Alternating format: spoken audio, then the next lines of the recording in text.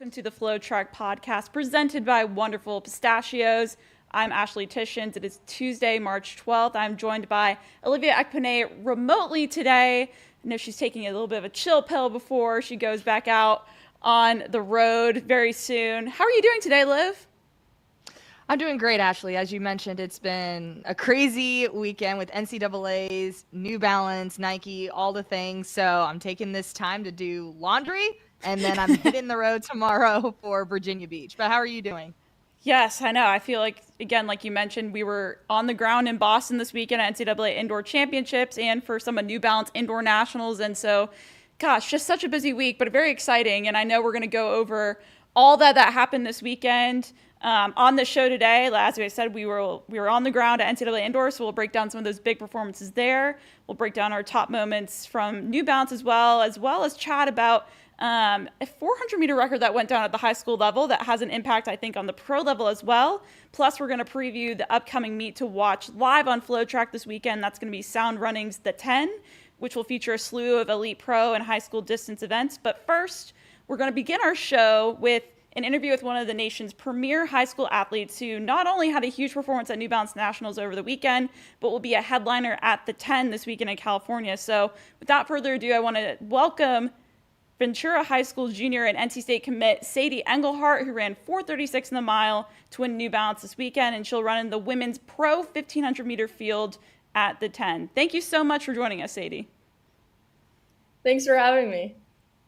All right, Sadie, so let's go ahead and start with the big thing that happened this weekend for you. You ran 4:36.36 at New Balance Nationals Indoor. You broke the meet record there. You broke the meet record that had been set by Juliette Whitaker a few years prior. Just break down that performance for me. I mean, you kind of had a solo effort there, and, what was your mindset going into that race, and how did it play out for you? Yeah, I think I'm super excited to, defend that title. And obviously there were amazing girls. I mean, the New Balance event in general was just so deep. So yeah, I'm very excited to come back and win that. Time-wise, I was looking for something a little quicker, but can't be mad with the national title. So, Yeah. Sadie, for you, you signed your NIL deal with New Balance. And what was that like? Like, I remember walking into the track at New Balance, and all of a sudden I looked to my right, and there you were on a big poster by all the merchandise. What was that experience like, just kind of walking by and seeing your face inside of a venue like that? yeah, I mean, I love New Balance. I think obviously that facility is incredible. So just to be like associated with them and kind of their whole I guess program brand. I mean, it's just awesome. And I think they're all super great people as well. So I'm very glad to be partnered with them. And yeah, they've been really really generous and nice to my family and I. So I really appreciate them. And yeah. That's awesome. So, of course, I've known you since you've been in middle school, same with Ashley and Corey, and you've just been kind of a rising star. I felt like you haven't skipped a beat since you were in middle school. You've set all-time marks, you've taken down loaded fields, you compete against collegiate and professional athletes, and you still remain consistent over the years. What do you think has just kind of helped you to remain poised during those national level events and some of those bigger meets that you've ran in?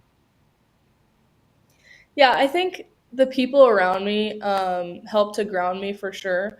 And I think, yeah, just having that experience just year after year really like piles on. And I feel like it's just given me such a good, I guess, view into the different strategies I can run.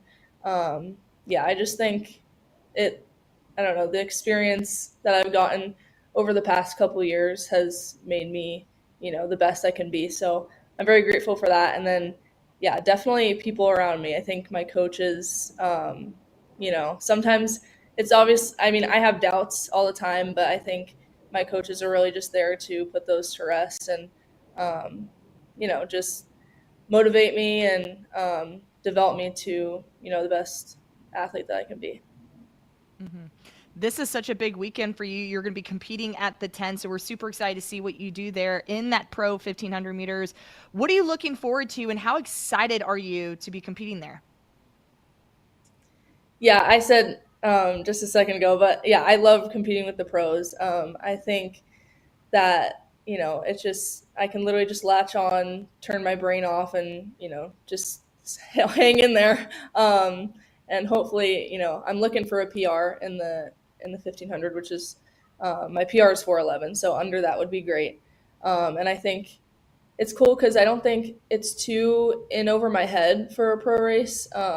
Just with the seed times, I think that, yeah, I'll be able to stick in it for sure.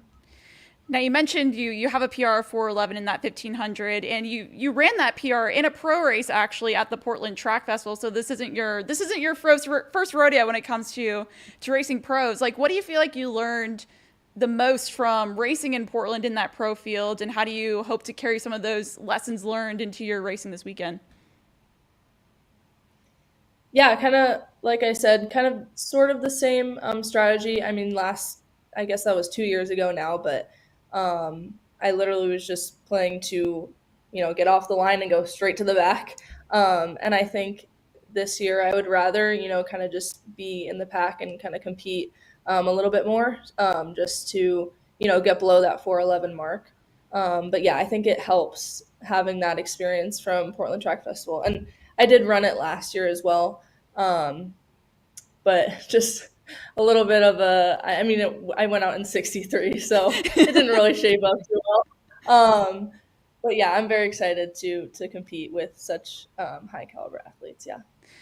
Now, I think we asked you this a little bit before the call. Obviously, you're in California, you compete in CIF and at that level. And I know there have been some things around where people are curious about, since you are competing in this pro field, if you give up your eligibility competing at CIF and for those state championships. I guess some people are kind of unsure how that works. So would love to hear some more insight on this and how after this, how your season's going to end up going, basically. Yeah, I mean, I haven't, raced in a Ventura singlet yet, so my high school season hasn't really started.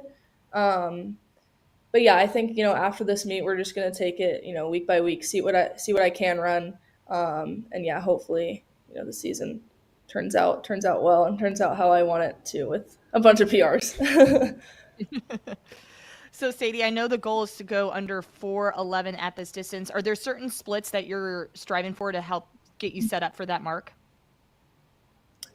Honestly, I think I'm not gonna worry so much about time when I'm in that race. I think just competing will get me um, a PR, but I mean, hopefully.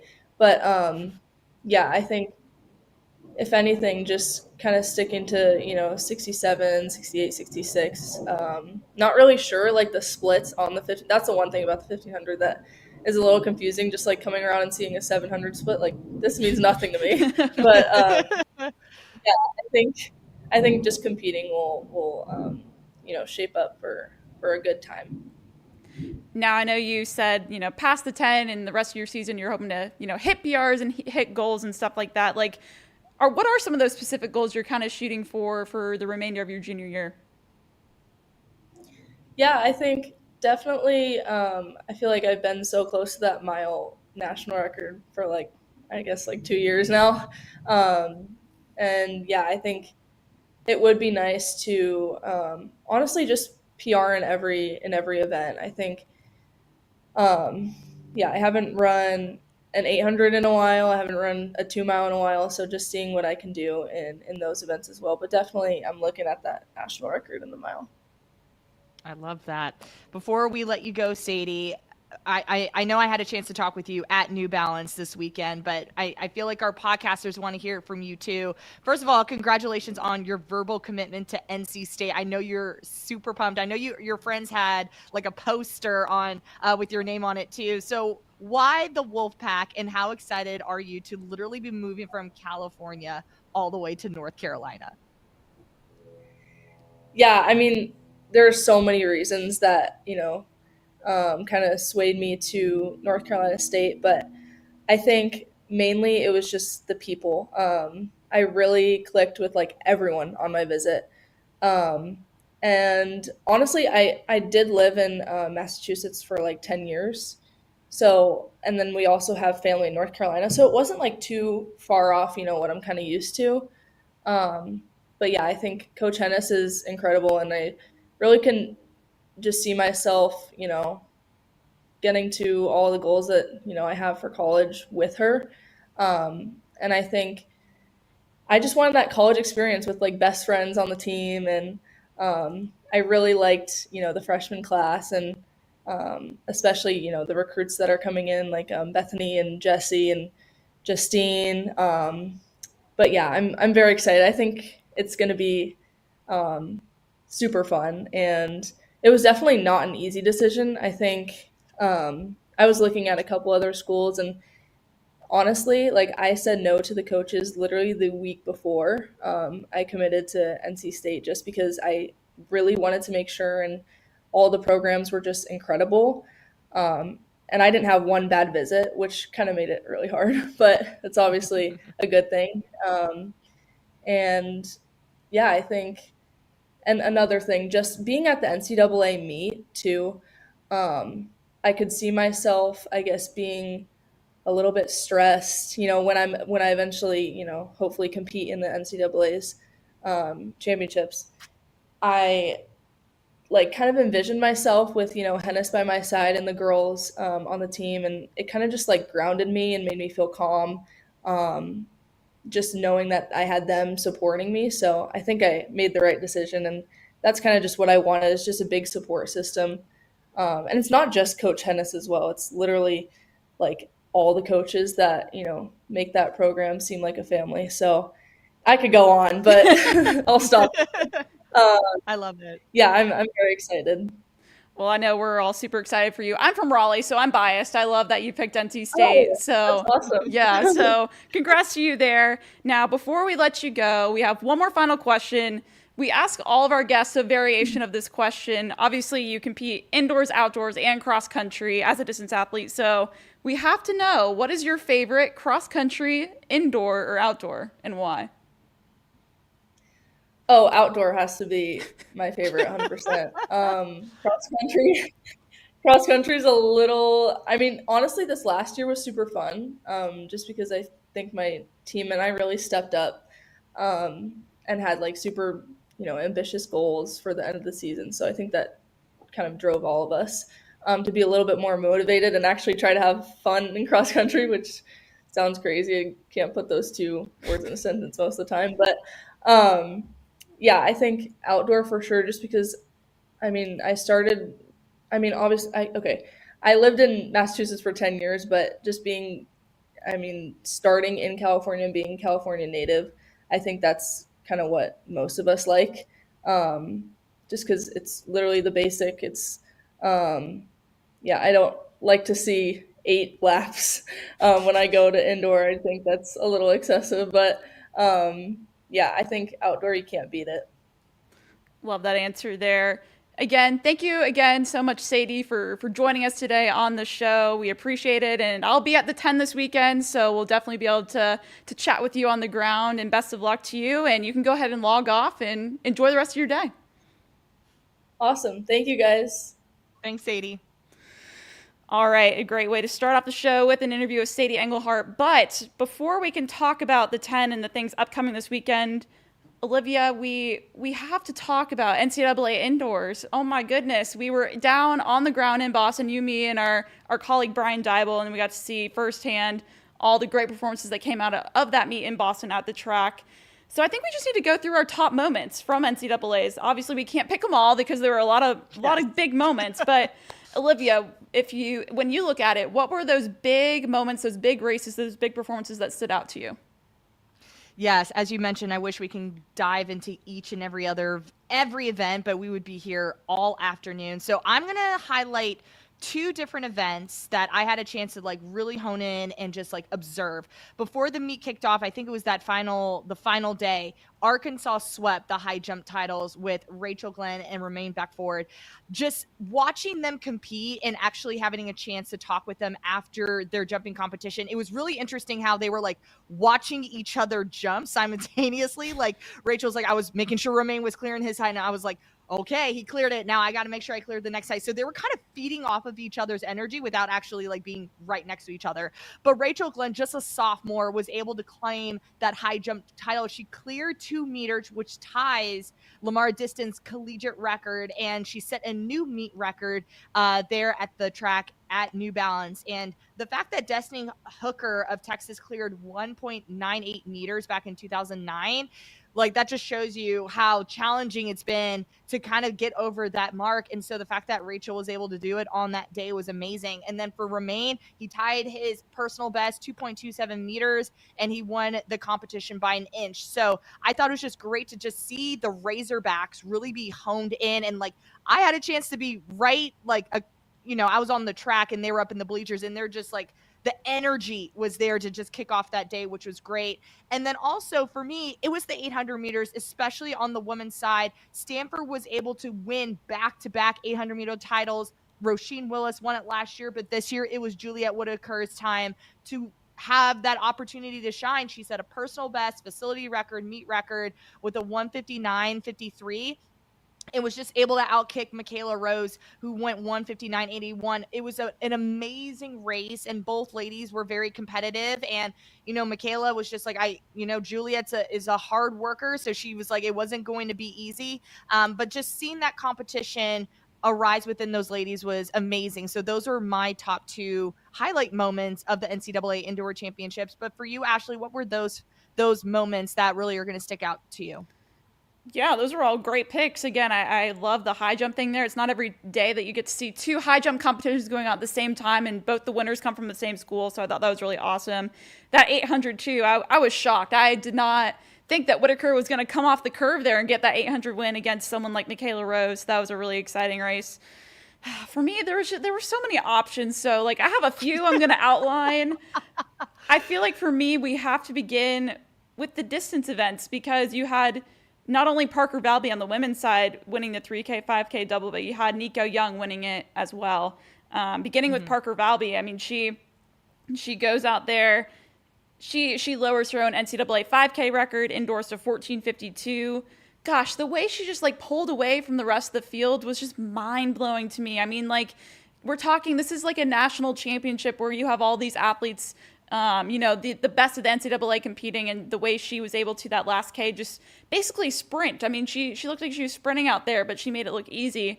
Obviously a really impressive race there. And then the way she was able to do it again in the 3K was really solid. And then Nico Young, his first ever NCAA title in any event across cross country, indoor or outdoor. He wins not only that 5K there, but then the 3K as well. He was able to pull away from Parker Wolf in both events there to grab those wins. So it's not every day that you see, 2 athletes both on the men's and the women's sides double like that. And it's not necessarily an easy double either. You're running the 5K first and then you go to the 3K the next day. So that was really impressive to me. Another person that completed an impressive double for me was Terrence Jones of Texas Tech. He won not only the 60, but the 200 meters. And that ended up being really key for Texas Tech as they won that men's indoor national title. He looked really strong in both those events, and he really convinced me that, like, hey, this is someone you got to watch from the 1 and the 2 come outdoor. And then lastly, we got to talk about our girl, Jamisha Ford. I'm telling you, I love this freshman from South Carolina. She lowered her own freshman collegiate record in the 200 to 22:34, won the NCAA title at her first ever NCAA championships.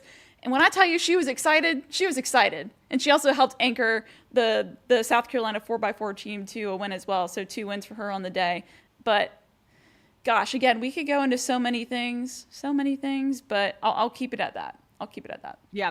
Can I leave a comment about Jones really quickly? Mm-hmm. I had a chance to talk with him in the mixed zone. Yes. And he came up to me after the prelim of the 200, and he was just like, I don't even know how to run the curves. I was like, what do you mean you don't know how to run the bank turns? So this guy, and again, just talking with Coach Wes Kitley after they won the team title, I was like, so Terrence Jones tells me he doesn't know like how to run the bank track. How do you think he did, especially just winning the title? And he's like, hey, like he's only ran it a handful of times. I think this was his 3rd race, like on a bank 200-meter track like that. So the fact that he was able to come out with the victory just kind of shows like where he's at. Like, this kind of makes me nervous to see what this guy can do on the outdoor oval, which everyone is very familiar with. So yeah, Jones, I think just he helped to solidify that victory for Texas Tech, and it was just amazing just to see him conquer the double there. Yeah, it was really interesting. I believe he ran 2023 to win that 200, which that time is no joke. And then he ran 654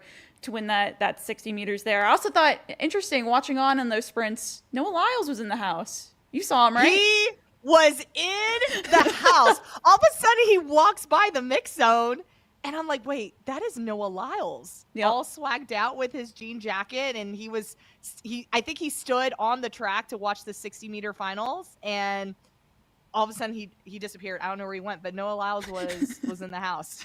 Yeah, I thought that was interesting, kind of cool to see him. Yeah, like as you said, he was down on the track watching that 60. We all know that he finished second in the 60 at World Indoors just a couple weeks ago. So that was really cool to see him in the house for NCAAs. So yeah, I would say those are our big moments. Those are our top moments that we remember from the race. But we can always learn things from NCAA Indoors. And, you know, especially as we're going to outdoor season, I'm sure we learned things that will play a factor when it comes to, you know, going out on that outdoor oval. Olivia, what was your biggest lesson learned or biggest takeaway that you saw from watching at NCAA Indoors?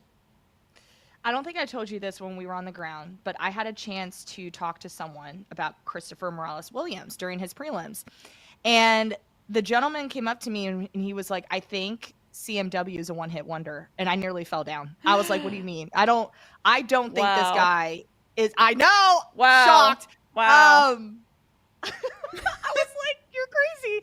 I was just in complete shock. So for the person that I'm hoping is watching this, I hope CMW proved that he's not a one-hit wonder. I think just him competing at SECs and putting out such a big mark, people are like, okay, it was a fluke. Like, you just did it because of that moment. But I think he backed it up at NCAA saying, no, I know how to run a quarter, and I'm going to muscle my way all the way to the finish line. So the fact that he went 44.49 and then 44.67 just shows his consistency, and he is not a one-time guy. Here he is. He's here to stay. So that is my biggest takeaway from NCAA Indoor Championships. Yeah, I mean, that was legit. Like, I mean, there's no doubt about it. I mean, even the times he ran in the prelims, like, those are some all-time marks, you know, looking at collegiate and probably all-time as well. So yeah, again, like, especially since this is an Olympic year, like, yeah, no, not a one-hit wonder. He's got to be the favorite going into outdoors when you're looking at that 400 title. He's from Canada, so he's going to compete at, like, the Canadian trials, I believe, you know, looking to make that Olympic team. So you can't sleep on Mr. Christopher Morales-Williams. I agree. That's a good takeaway there. You can't.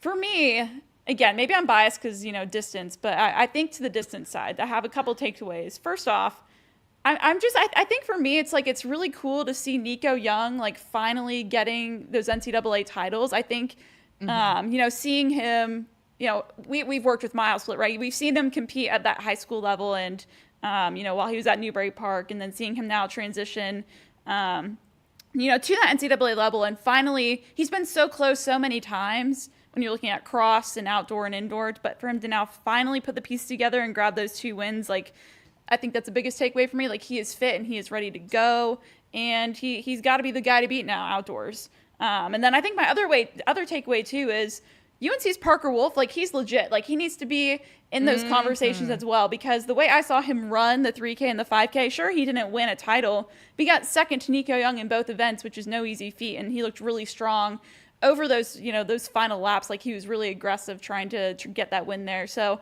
you know, kudos to him. Like, because I think I would argue that he's probably underrated when it comes to looking at, you know, NCAAs, especially on that men's distance side. And so I think he needs to be up in the chat. He needs to be up toward the top.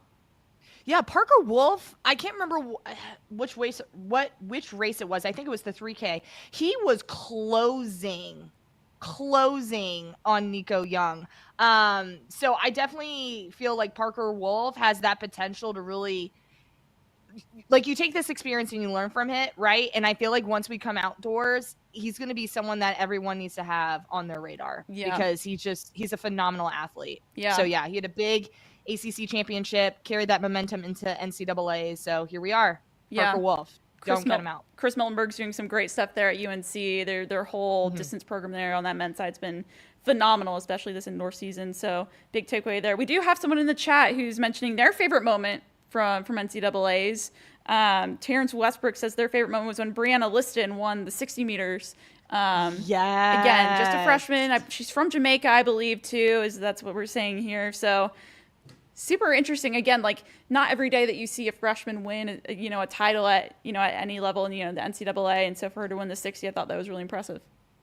Yeah, I think she's a sophomore, but excuse me. Nonetheless, like underclassmen, like it's very unheard. And it was a stacked field too. Yep. With Kayla Jackson, JC Sears, like the fact that she was able to come away with that victory, she was just shocked. But yeah, Brianna Liston, we're huge fans of her here at FloTrack too. Yep, for sure. Again, we could go on and on, but we could go on and on. Maybe we just need to record a separate podcast just breaking down all of NCAAs. But nonetheless, let's touch on one thing that happened this weekend, not at the college level, but at the high school level that I think has implications all the way up to the pro level.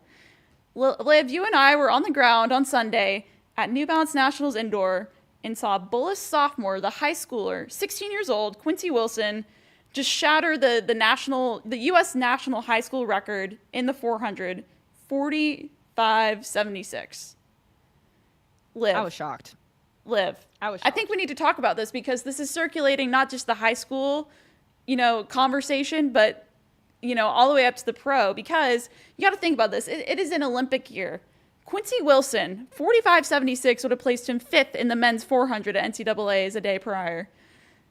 Like, what does this mean? And then afterwards he says, I think I saw a quote from Wilson that, now he's like, I got my eyes set on competing potentially at the Olympic trials.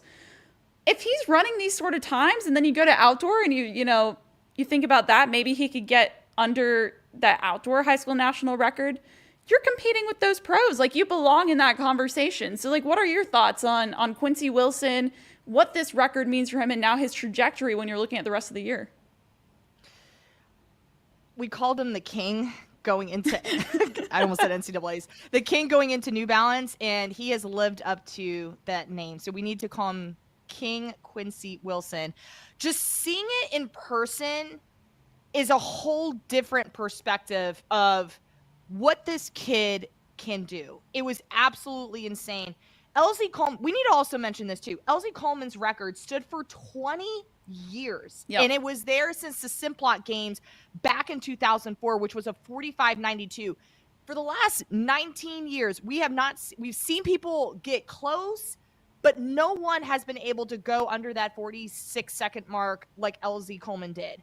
So when I'm watching this race, right, like the first heat, Javion Green from Mountain Bird Academy, he went like 21.99.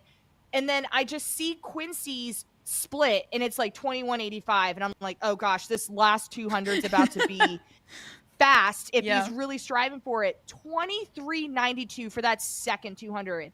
That is like unheard of. Yeah. And to cross that finish line in 45.76, Ashley, he essentially ran that by himself. Yeah, he did. Javion Green went 40. I don't remember what the tenths and the hundreds were, but he went 47 seconds. And the fact that Quincy did it by himself, 45 seconds, just shows how much heart and how much he really had to challenge himself. So now taking this to the Olympic trials and him putting that out there, I am all for the experience. We have seen many athletes in high school compete at the Olympic trials. We saw Cindy McLaughlin-Laverne do it when she was in high school. Juliet Whitaker, Roisin Williams, Sophia Gurion. Those names we all know. We all know them now. They're at that collegiate level. So for Quincy to kind of take that next step and be like, okay, I want to see where I kind of lie at this moment at the Olympic trials.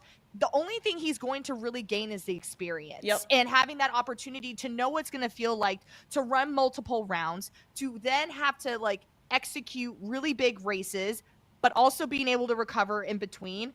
Because 5-10 years down the road, we're going to see Quincy Wilson like at the Olympic Games one day, potentially having a gold medal, and he's going to look back on this experience and be like, okay, I've learned so much as a high schooler. And we also had a chance to talk with him earlier. He's like, he has amazing role models and an amazing support system, not only from the Bullis School, but he also mentioned Noah Lyles and Grant Holloway, because they're all from the DMV area, and that is where Quincy is from. So the fact that he's somewhat getting like mentorship and just words of encouragement from our sport's top athletes right now, the sky is the limit for Quincy. So I am all for the Olympic trials. If that's what he wants to do, he's just going to gain amazing experience along the way. But Ashley, I know you were on the ground too. You were up top. I was on the ground. So what was your thoughts on just seeing that performance right before your eyes in Boston? I mean, I'll be honest, like I thought he was going to break that record, just how we've seen him perform all year long. I mean, he went 101 in the 500 earlier this season, and he went US number 2 all time in the 600 at Milrose Games. Like, it's just, and then that 400, that's his event. Like, that is where it clicks really well for him. And I think Quincy, he's like one of those, he's a gamer, right? Like, when he puts his mind to something, like, he's going to go out and do it. And we all knew that he had his mind on this record. And so he went out there and he did the dang thing, which I thought it was really cool to see. And, back to the topic of Olympic trials, you're right. Like, he has nothing to lose but gain experience. Like, there is nothing for him to lose but going out there and towing the line with the pros. Again, like you mentioned, Sydney McLaughlin, when she was like 16, made the Olympic team in the 400-meter hurdles. And you've seen, like you said, Roisin Willis, Sophia Goriron, Juliet Whitaker. My mind also goes to Arian Knighton, even though he was already a pro once he then did make the, the trials and all that. Like, it's those youngsters, they can have an impact on the trials. And it's I mean, maybe this is a hot take, but like, not only is he going to gain experience, but like the men's 400's kind of like open. You know what I mean? Like when I look at it, so I'm like, like what's going to happen? We don't know. Like, what if okay, Corey and I were talking about this at the office today. If he takes like 6th in that final, like he makes the final, say he takes like 6th or 5th, you got to put him in the relay pool, right? You have to, right? I feel like it's Quincy Wilson. You have to. Yeah. It's just obviously it's like, I'm not trying to put pressure on the kid, right? Like I'm rooting for him. No pressure. We're all here rooting for him. Just hypothetically, that could potentially happen, right? Like we saw what happened. Sorry, go ahead. No, go ahead. I was going to say, Actually, we kind of saw what happened indoors, right? Like there is a lot of changes on that 4x4 at the end, some movement.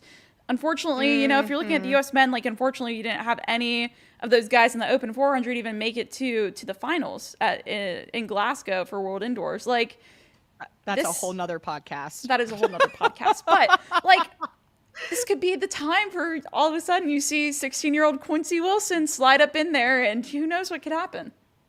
Hey, anything could happen at this point. And so I also love that because, as you mentioned, so earlier today we were doing our mile split podcast on the line, and so we did a chat with Quincy Wilson and the Bullis squad, and he said that after that 400 record, Noah Lyles and Grant Holloway both texted him and reached out to him to congratulate him, which I think, like you said, that's really cool to see some of those top figures in track and field in the U.S.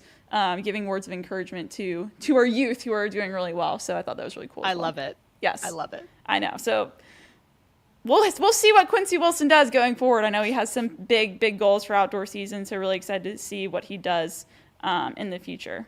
But now I think we got to shift to our meet of the weekend. We're going to have Sound Runnings the 10 live on FloTrack, which I know I'm super excited for. It's going to be out in California, San Juan Capistrano,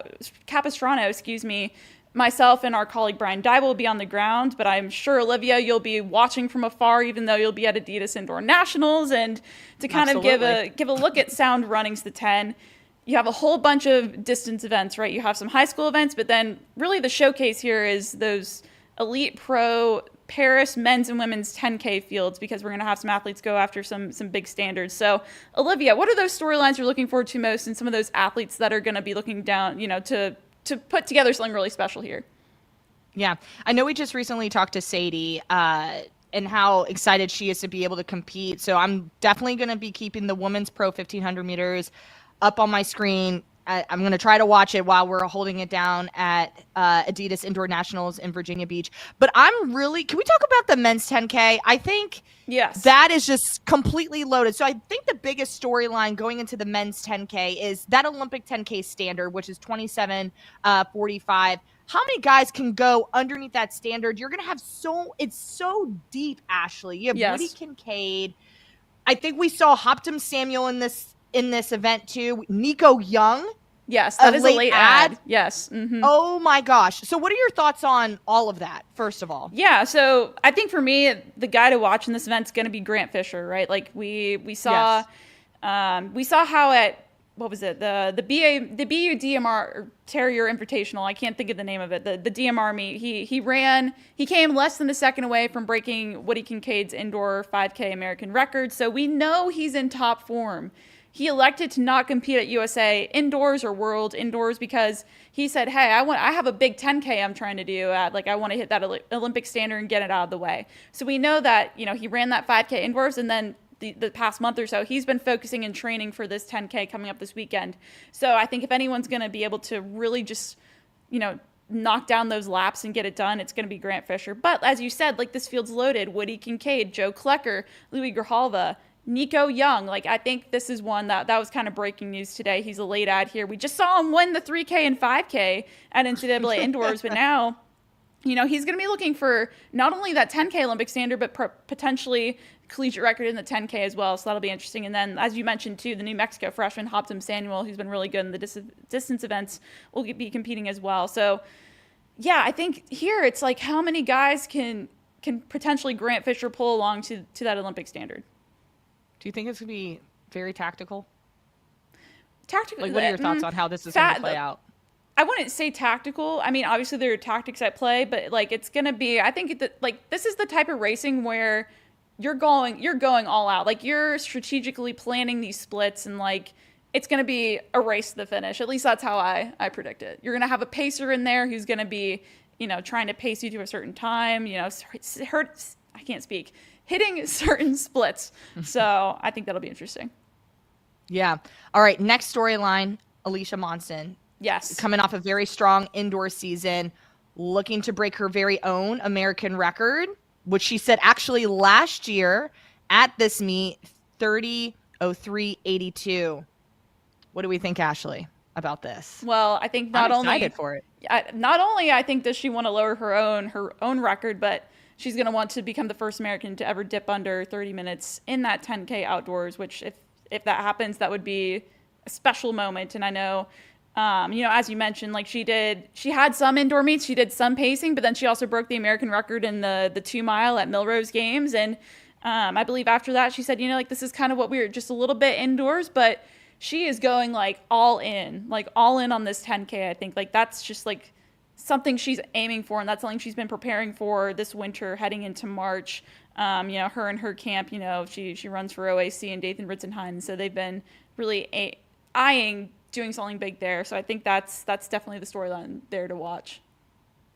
It's going to be great. And you're going to be on the ground. So I know. You get to have front row center of all of this. So I think it's going to be a great meet. I know. I'm so excited. And again, obviously the 10Ks are the headliners, but as we mentioned, there'll be some pro 1,500 meter fields. Like you said, Sadie Engelhardt will be in that women's 1,500, which is really interesting. And then we'll even have some high school events, 800, 16, and 32. So I know we'll all be really excited to see that. And again, you guys can watch that live on FloTrack this weekend, which will be very exciting. Now, before we go, originally this was going to be the end of our show, talking about the 10, but yes. Then we had some breaking news earlier today, and we're like, all right, we gotta briefly mention this before we end the show.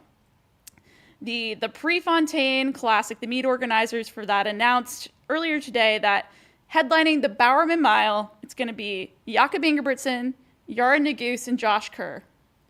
Liv, this is the moment we've all been waiting for. All of the trash talk all year. All the trash talk, all the hype is now finally, we're all going to see it go down in Eugene in May at the Prefontaine Classic. Olivia, I just want your thoughts on this, because I remember how this race went at Prefontaine last year, because we were there. And I'm sitting here, taking photos of this race, and I'm like, This is like it's still in my mind, that race between Jakob and Yard is like one of the best races I think I've ever seen. Yes. Just like the way they were battling. 1000%. And so now you're adding Josh Kerr into this mix. So just like, what are the thoughts? Whew. Well, we all know Ingebrigtsen has just been speaking his mind. So I'm just like, okay, we're going to have Ingebrigtsen. We're going to have Josh Kerr toe the line. And then you have Nara Naguse that's going to be just kind of in the mixture of all of this. Just thinking about Ingebrigtsen, I think it's just going to be interesting just knowing that he's coming back from injury. I'm assuming he's going to be healthy. This is his 7th time competing here. He's looking to defend that title. So you know he's not going to go down without a fight. And last year he set the national record, the meet record. He ran the 3rd fastest mile ever run in history. Then you have Naguse, who broke the American record, 4th fastest time in history. And then Josh Kerr, like he ran a 3:48 back in 2022. So he's going to be making his Prefontaine debut in the mile. So honestly, I'm just, it's going to be sizzling hot. It's going to be spicy. I'm just cheering for Yard Naguse, like in my heart right now. I really want Naguse to just like claim this title and win it. Like that is how I'm feeling right now. That is my early prediction and my early feelings right now. For me, but how do you feel about it? This will be like an early teaser for, I think, the 1500 meter final at the Olympics this year. That would be my guess. I would just add an extra 100 meters for this mile. And again, like the way that Naguse was stuck with Ingebrigtsen and like kind of made up ground on him on the final meters, I was like, I thought Naguse may pass him. I was like, oh my gosh, like this is gonna be crazy. And again, seeing like the 3rd and 4th fastest miles ever last year at this event, like that was crazy. And now you add Josh Kerr to the mix, like who knows what can happen? Like, I don't know.